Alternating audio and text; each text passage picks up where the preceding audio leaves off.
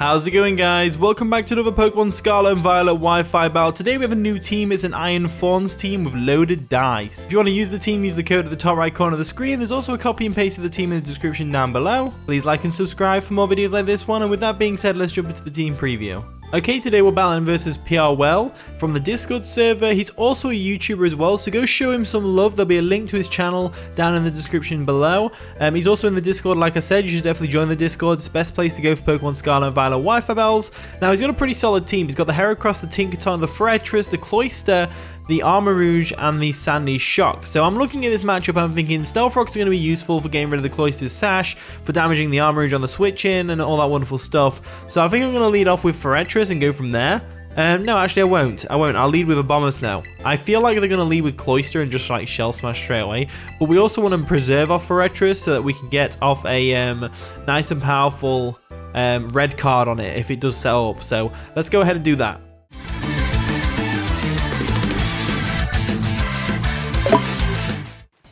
And the battle begins. So Prwell'Z over there is going to lead off with Arms, which is the Armarouge, as we led off with the Abomasnow. So Abomasnow is coming in right now, and it's nice and shiny, red shiny. I didn't think it was going to be red shiny. I didn't know this texture pack had that. That's why I called it Blue Yeti, because the shiny is normally blue. It didn't work out. My failure. It's an epic failure on my my part. So what we're going to do is, expecting an armor cannon right now, we're going to go into Gastrodon. I think that's the best thing to do. So we'll go straight into Gastrodon, and I know these things carry energy balls, so we've got to be careful of that. So we'll go into Squishy real quick, the Gastrodon. There we go. As they go for an expanding force, obviously expecting, you know, something else to come in. Does a lot of damage to us, but it's absolutely fine. As now, I'm going to expect a energy ball or a switch out into the Heracross. And I'm going to go into my Gengar. I think that's a good idea. So Energy Ball will definitely be eaten up by the Gengar, no problem. So we'll go ahead and do that. They're going to withdraw their arms. Are they going to go into the Heracross, as I expected? They're going to go into CBT, which is going to be the Forretress, as we ended up going back out into our Gengar. So Gengar's not a bad switch here. So Shadow Ball is going to hurt everything on their team. So going for the Shadow Ball here is going to be really useful. So I'm going to go ahead and do that. There we go for a Shadow Ball. They do stay in. It's going to two-shot it. It should two-shot it. It doesn't two-shot it, which is incredible. So they go for a Gyro Ball. That's going to hurt Gengar a lot because obviously we're Choice Scarfed. They're going to get some leftovers recovery, which is absolutely fine. What I'm going to do is I'm going to go back into my Forretress, and I'm going to get the Stealth Rocks real quick. I think that's an ideal thing to do. So we'll go into our Forretress real quick. There we go. And hopefully they don't attack this turn. Hopefully they don't attack. Hopefully they switch out or something. But I'm going to go into Alcatraz. There we go. They go for a Gyro Ball again. This is going to force them to switch out thanks to the red card. As there we go. Red card's going to pop. Unfortunately, the red card pops because I would have liked to save that. But, you know, what can you do? So in comes the Tinkaton. So Tinkaton, we still wall Tinkaton, so that's absolutely fine. Mold Breaker's going to come through. What I'm going to do now is I'm going to get the Stealth Rocks up just because, why not? They go for a Reflect. Makes sense, going for the Reflect and everything like that. Makes perfect sense to me. I didn't know Tinkaton got screens, to be honest with you. I thought it was like a one-trick pony with its attacking moves, but, you know.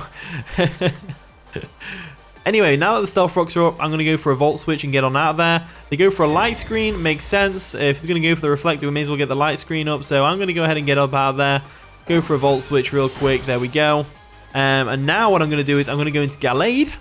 And Gallade should be able to do a lot of damage here because Gallade gets to ignore the screens with Sacred Sword. So I'm going to go into Gallade real quick. There we go. Now, they don't have a Ghost type on their team. I'm going to Terrestrialize into a Fighting type. And I'm going to go straight for that Sacred Sword. They do stay in. Wondering what they're going to do here. Sacred Sword should KO from here because, like I said, Sacred Sword ignores Reflect. So we should be able to get the KO because it's an extremely powerful move from a Gallade with Sharpness and Terrestrializing, Fighting, and the Life Orb boosted as well. I reckon we're going to get the one shot here. So let's go for the Gallade Sacred Sword. Let's see what damage. Oh, nearly.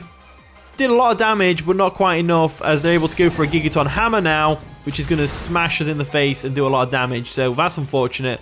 We'll go for another Sacred Sword anyway. We should be able to get the KO, no problem. There we go for a Sacred Sword again. They're going to let the Tinkaton go down, which makes sense. They don't really have a good switch in, other than, you know, maybe the Heracross or the Forretress gets KO'd from where it's at as well. So it's like, What can you do? In comes Heracross. So Heracross is probably going to be Scarfed right now. Probably going to be Scarfed, right? I guess we'll see.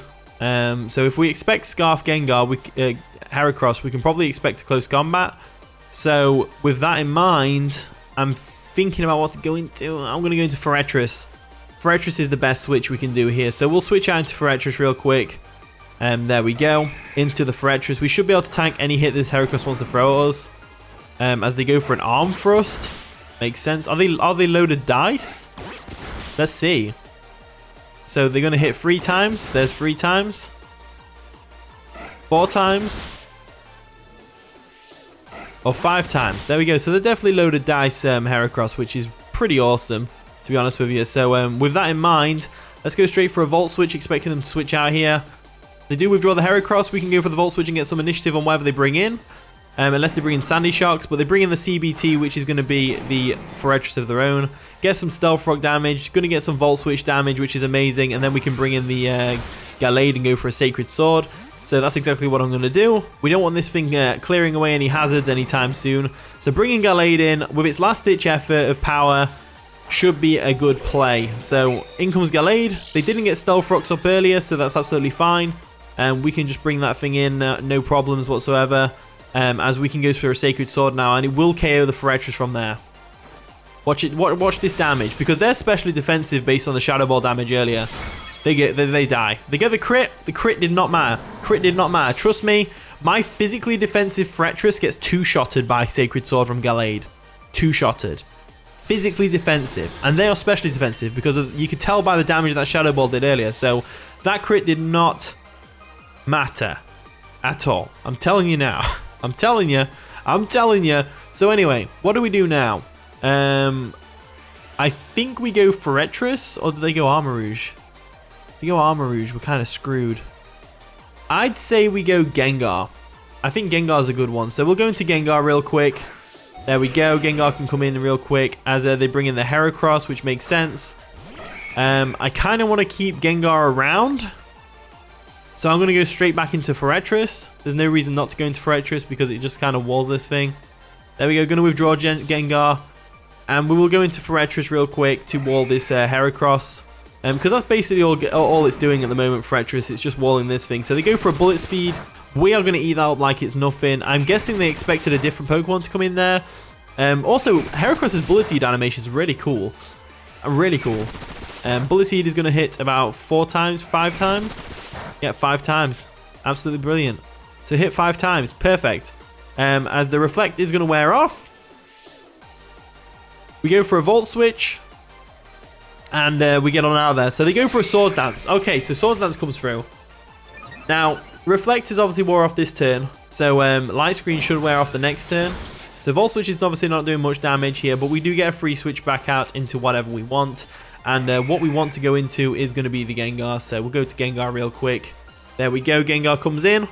And Gengar's not bothered about no Heracross Swords Dancing and all that. Because it outspeeds it. And we should be able to get the KO with the Dazzling Gleam. There is always the chance that they live. But I don't know. I don't think they do. They don't. They don't live. They don't live as the Heracross goes down, which is absolutely perfect. So Gengar's looking real good right now. In comes whatever that is, which is going to be the Sandy Shocks. Now, we are Choice Scarf. We should outspeed this thing.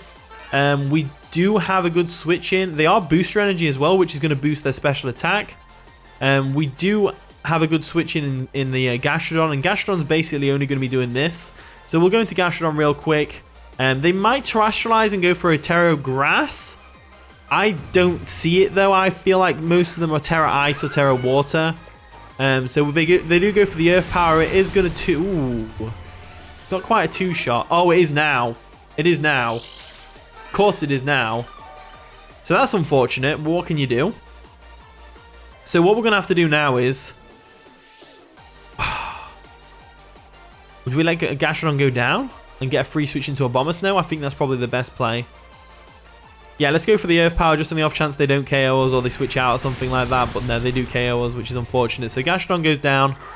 But we didn't really have the best switching in the world because if they switched up moves and stuff like that, it's going to be we're going to have a bad time. So we're going to go into Abomasnow. I don't think there'll be Terra Fire. I don't think that's a thing. I mean, it can be a thing, obviously. But I don't think they would bring that because there's no point. So I'm going to go for the Aurora Veil real quick and see what they're going to do. They are going to go for a Volt Switch and get on out of there. Does a lot of damage to us, but he's going to get rid of their booster energy, which is absolutely amazing. As they now probably go into the Cloister, right? Arms comes in, which is the Armarouge. So Armarouge comes in. We're going to be able to get off a nice and powerful Aurora Veil real quick. There we go. And with that in mind, what else do we need Abomasnow for? I'm pretty sure we can handle this now. So, what do we do here? I say we sack off Forretress, right? Yeah, let's sack off Forretress. We can keep Abomasnow around for the Sandy Shocks. There we go. Going to withdraw Blue Yeti, the Red Yeti. And we're going to go into our Alcatraz, the Forretress. And just sack it off, really. As they do go for the Armor Cannon. And that's just going to destroy Forretress's life. Sack play it was. Forretress, you did good, buddy. You did good. So, I really like Forretress in UU. It was on my last team, and it's obviously on this team again. It's doing pretty well. So I'm enjoying it. I'm enjoying its utility. So with that in mind, do we go for Dragon Dance on the Tyranitar? I think we do, don't we? I think Iron Thorns can come in now because the Aurora Veil's up, you see. So even if they have Focus Blast, we're going to be able to live it. So let's go for a Dragon Dance. They're going to go for an Expanding Force. We should be able to eat that up, no problem. As we can go for a Dragon Dance now.